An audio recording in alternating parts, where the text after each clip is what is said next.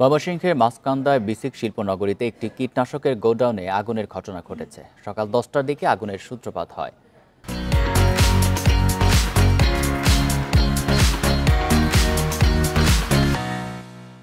খবর পেয়ে ফায়ার সার্ভিসের 3টি ইউনিট ঘটনাস্থলে এসে কাজ শুরু করে। পরে যোগ দেয় আরও 7 ইউনিট। প্রায় 2 ঘন্টার চেষ্টায় বেলা 12টার দিকে আগুন নিয়ন্ত্রণে আসে। এই ঘটনায় কোনো হতাহত নেই। তাৎক্ষণিকভাবে জানা যায়নি আগুন লাগার কারণে। বাংলাদেশ ময়মনসিংহের এরিয়া ম্যানেজার মামুনুর রশিদ বলেন, কীটনাশক তৈরির সরঞ্জাম রাখা গোডাউনটি সবসময় তালাবন্ধ থাকত। বাইরে কেবল একজন দারোয়ান ছিল। আগুনে পুরো গোডাউনটি পুড়ে গেছে। ক্ষতির পরিমাণ নির্ধারণে কাজ চলছে বলে জানান তিনি।